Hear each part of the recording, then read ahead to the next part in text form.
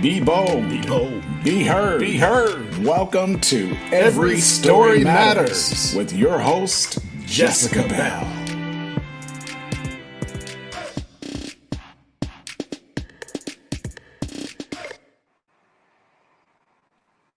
Hi, everybody. My name is Jessica Bell, and I want to welcome you to another episode of Every Story Matters. Today, I have Keke with me. I'm so excited to hear her story. I know it is going to touch a lot of people. So, we're just going to go ahead and get started. I want to give her as much time as possible to be able to share. So, Keke, if you can just introduce yourself, tell us a little bit about who you are, your story, and we're excited to hear it. Hi, my name is Keke Blackmon. I am the youngest of three. I just wanted to come on and just, let you guys know a little bit about me and where I'm from. I grew up in Arkansas. My dad's a pastor, so we moved quite a bit. So I've been around the world, and I have seen a lot. I grew up in Portland, Oregon, went to high school there, Jefferson High School, loved it, loved the West Coast. And after that, I then moved to Kansas. I'm an athlete, and I've been an athlete all my life. Played basketball originally, and then I got into playing football, and that has taken me across the country. And I'm Olympian. I won a gold medal in 2013. Very proud of that.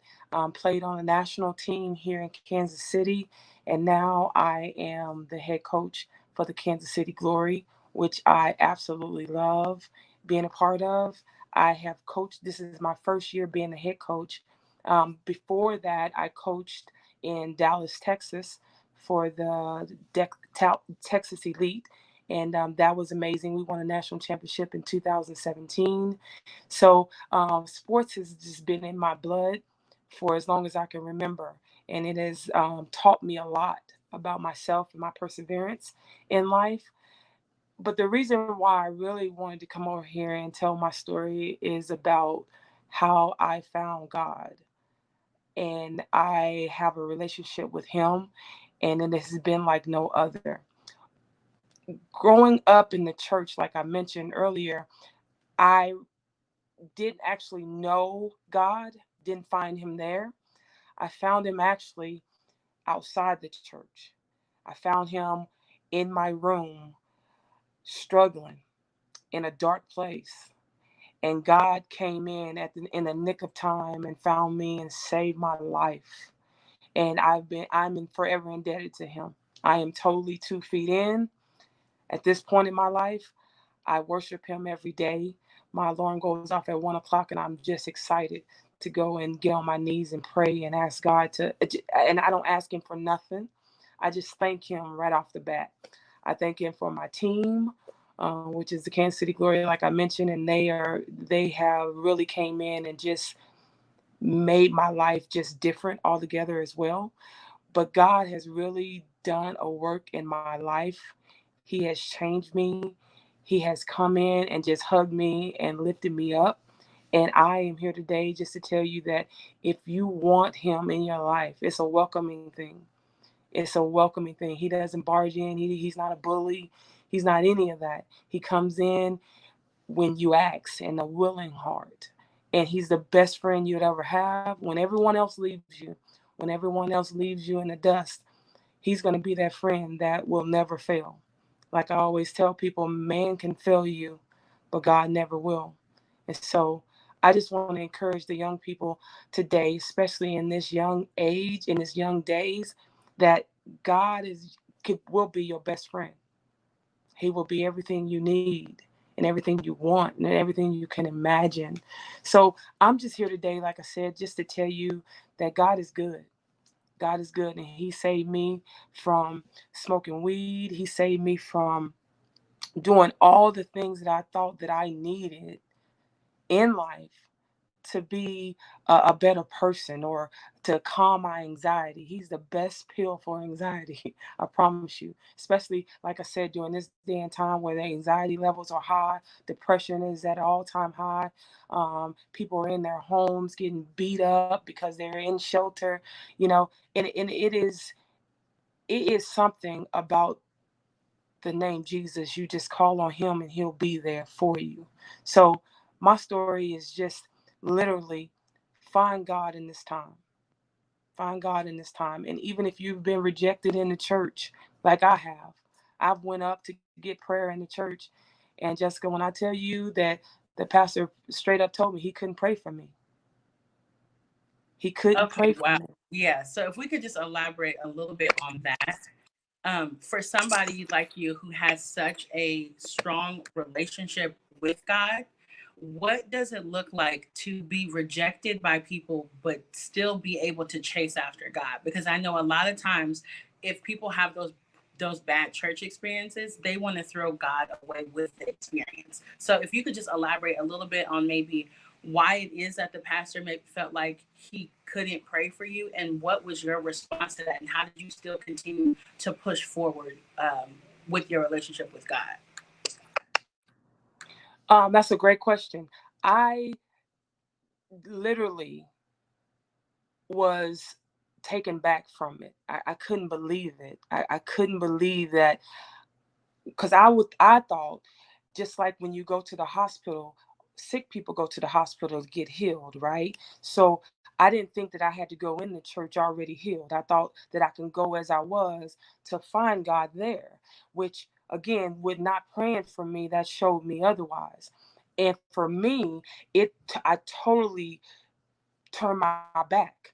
I turned my back on God, which wasn't the best thing to do, which I turned my back on the church. And the church is not God. So I said, I'm never going back. I'm never stepping foot back into a church. I just won't go back. But he couldn't pray for me, he said, because of my lifestyle. And he didn't know that he took me into his chambers and said, what's wrong with you? You think you can't find a man, or you think you can't find a relationship? And I just looked at him, Jessica, and I said, as I recall, it says, he that findeth a good thing, findeth a wife, findeth a good thing. So I'm not supposed to be looking anyway. So I just kind of like put it back on him, like God, he finds us. And I thought going to the church would be that safe haven, but it wasn't for me. So I totally just turned my back. I didn't go to church. I didn't attend church for years, until this year in March. I started going to an online church, and like I said, I found God outside the church from that experience. And church experiences are the worst experiences for people. They really are. They really are the worst. And I just had to come on when I heard that you were doing this. I had to come and talk to that young person, that older generation, whoever it may be, that has been rejected from the church, and let them know, don't give up on a good thing, and that's God. So, so what are some ways that you found God? Like you said, you found God outside of church. Was it through other people? Was it through readings? Like, what was it that made you say, like, though these people in this church have failed me, I still want to have a relationship? What made you keep pushing forward? Was there an event or something that maybe happened in your life that made you say, okay, I still need God despite of these bad experiences? When this pandemic came on, like I say, my anxiety went through the roof. I was watching TV. I was listening to President Trump's and his speeches, and all the disease control people coming out saying where we were. And I thought, I got to do something different.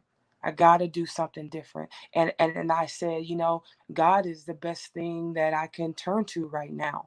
And I went to my family. My family was my shelter. And I said, my dad's a pastor, my mom's a missionary, my brother and my sister are both pastors and ministers. So I leaned on them. I call them every day on Duo, and they speak into my spirit. I'm telling you, they have gotten me through this. They have walked me with me on this journey, and they've all been in the church. Okay, they saved, sanctified, filled with the Holy Ghost, and so I was the only one that, like I said, had not been to church. And so I was like that last pillar. We were like the Fat Five. And when I got in, it's just like my faith strengthened. And that's who I leaned on. And through that, I also got on my knees. And me and God had conversations just like we're having today, because that's what he wants. He's just like you and I. He just wants that conversation. And I got me a Bible because, like I said, been out of the church. I ordered me a Bible online, just like I do my shoes, my socks, and everything else. I got on there and I made sure I had a Bible in my hand. And I've been reading it. I started fasting, and I would pray every day till 1 o'clock, until I got on that duo call with my brother and my sister and my mom and dad. And like I say, they really, really have blessed my soul. And also my sister-in-law, we call her Sissy, Cynthia, and she really has spoken to my spirit. She's given me a life of perseverance as well. So my family has been just downright amazing on this journey with me. That's amazing. And I think also, having that strong support system is literally everything, because so often we want to walk through stuff on our own. Or like, oh, I got this. Oh, I'll figure it out. But when we're going through stuff, we definitely need to have people that we can lean on and who can speak into our life and, help us get to that next level and that place that God wants us to be. So on the other end, as far as, so we know that you have like your relationship with God and you're building that. So, what are maybe a couple of things that have happened in your life that have made you the person you are? Good, bad, indifferent, just things that have happened in your life that have kind of just formed your story. Because like I always say, one thing I love about stories is that they're always growing and changing. So as long as we're alive and breathing, God is constantly doing stuff, and everything that we go through, the experiences that we have, they all form, who we are. So, what are a couple things that you think in your life just play a part in you being Keke? Well, sports is a big part of who I am. In sports, we get to see the world through others' eyes. We get to meet people that you never would have thought you would meet, all different shapes, colors, sizes. It don't matter. And taking, I've been as far as just about every state, all the way over to Finland, seeing the world, and that has definitely opened my eyes. And the way we moved at me growing up, my parents, my dad was a pastor, so he was sequestered to come to different churches across the countries and build that church up. So moving and developing different friendships and being able to adapt to different environments, I'm able to adapt and learn from people. And most of all, what I love about myself is that people's opinions, I value them. And I don't get mad if they're not like mine, because just because things are not like you, or they're not how you grew up, or they're not a part of your environment or something you are accustomed to, if you will, doesn't mean that it's wrong, or doesn't mean that it is not right.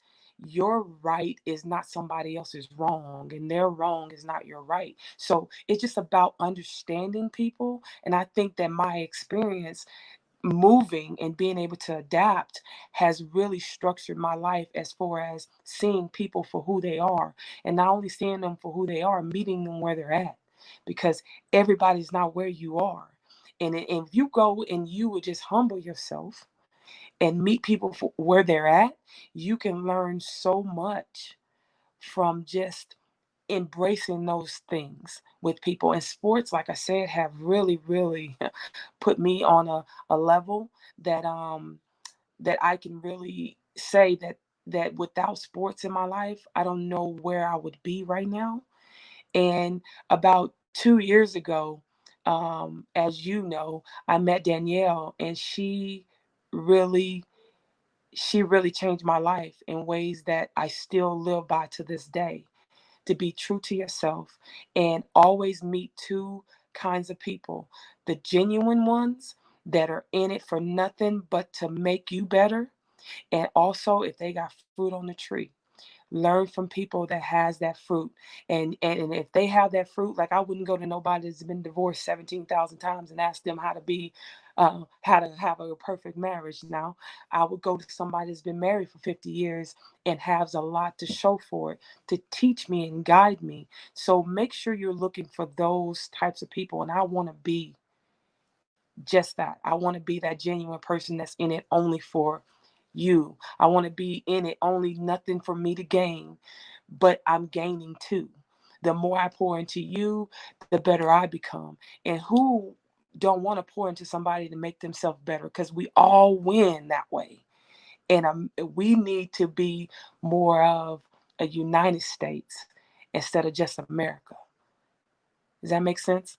And that's what I'm thriving for. And that's what has shaped me. And sports has made me really, because when you think about sports, you think about a culture that everybody is happy in. You know what I'm saying? It brings so many people together in one venue just rooting for the same thing. We might be on different teams, you know. Like my house is very divided. My wife, she's a Kansas City Chiefs fan. So am I. I love the Chiefs. Don't get me wrong, but I'm San Francisco born and raised. So our house was divided, but we were all cheering for the same thing. I was just as happy when the Chiefs won as I was if the San Francisco 49ers had won. So it just brings that stability in my life to value people for who they are, and that and my upbringing has really solidified that. So, what do you think specifically about your upbringing solidified that? Like, are there any specific things? Is it your parents being pastors, or is it just the things that you've gone through in your life? What specifically solidified you being like? So I know you described he's like you care about what people say, but it doesn't have to match what you do. And a lot of people don't think like that, because you have like the two different kinds of people who are like, I don't care what nobody says, blah blah blah, or they care so much about what other people say that it affects their life because they don't make decisions because they're scared to disappoint or that kind of thing. So how do you think what maybe happened in your life that kind of formed you being able to be that kind of person, because it's rare? Well, my parents were foster parents, and they brought in all kinds of young people. When I was younger, they kept older kids. And these kids will come in, I'm telling you, they were snowed, if you know what that means. They were on drugs and they were made to, like, in a sedated way to calm them down, if you will. But my parents, again, met them where they were. I've seen those young people come in one way and leave totally different. And that made me think life can change if you pour into them correctly, if you bring value to that person. And how they come in is not always how they're going to go out. Like, they would be brought in by the police and they would be taken out by the police because they didn't want to go and they loved where they were. So I just watched my parents bring so much value to people and change the directory of their life. And I wanted to be just like that. With those experiences was amazing to me. And then when I got older, they kept younger kids. So then I could pour into them. They wanted to go to school with me. They wanted to be right under me. So when they left, I was heartbroken. I didn't want to see them go. So life changed, and my parents never wanted us to say foster kids. They were their kids. They were a part of our family. They were treated no different. They were treated like our own. And when they came in, they felt that. And how you treat people, or as I say, what you focus on will grow. My parents focused on their mental. They focused on bringing value to them and telling them, hey, you are somebody. Just because this is your 17th placement, this is your last placement. And that helped me as well, because I adopted all of my kids. I adopted my youngest. I adopted at when I was 26 years old, and my son was 14. So I have 3 adopted children that I took home and I raised as my own. So it's just in my blood, just to make sure that I bring to people and help them be better, productive citizens, for sure. That's amazing. Yeah, your story is absolutely amazing. We could probably keep talking for another hour because I know that there's so much, but I do want you to give you a moment to specifically be able to speak to somebody who might be in the same position as you. So whether it's somebody who's dealing with church hurt, or they're just kind of lost and they don't know where to go, or maybe they want to know God, but they feel like they haven't seen a good representation of him, maybe in a church or in the world. If you could just take 2 minutes to just speak directly to that person, because I know that there's someone who is going to be watching this that is going to absolutely relate to your story. So if you can take a couple of minutes, I'm just going to let you have the floor and go ahead. I'm just a young girl from Arkansas that didn't know nothing about nothing. But I do know that I believed in myself, and I started my journey with 1 step. And that step became 2. And then that 2 became 3. And I declared and decreed over my life that I was going to be somebody, I was going to go somewhere, and I was going to make a difference. And you can do the same thing. Talk to yourself more than you listen. I'm going to say it again. Talk to yourself more than you listen to yourself, because you can hear all kinds of things in your head, but you tell yourself, Keke, you are somebody. You are great. You are fabulous. You're a phenomenal woman. No matter what nobody says, you will make it. You will get on that right vehicle, and you will make it to your destination. And with God's help guiding you, you don't even have to do nothing. You don't even have to stir your own way. Just let go and let God direct your path, because he's the best tour guide ever. He guided me to this happy place because I was in that dark place, just like you may be right now. But the first part of getting to that light is you stepping into that light. Get up, get out, make a difference. You're not alone. You're never alone. You always have that person in your corner, and that little ear. Just listen, okay? Just listen to it. Don't falter off. Don't go anywhere else. Stay right there, because help is on the way. I promise you. Don't ever give up, because giving up is just not an option. Point blank. Period. Thank you so much. I really appreciate you coming on and sharing your story. It has been amazing. You have blessed me completely. So I'm so honored to know you. I'm excited to do part 2 and 3 to just know more about your journey and everything that God is doing with you. I'm going to put your social media information on the bottom so people can connect with you. And okay. I just appreciate you. Thank you so much, Keke. Thank you for having me, Jessica. And you're doing an amazing job. And I appreciate you so much. Thank you. You have a good day. Okay. Bye-bye. Thank you for viewing Every Story Matters. Be sure to tune in next time when Jessica takes her mic off mute as she continues her journey to find stories that inspire and uplift our communities.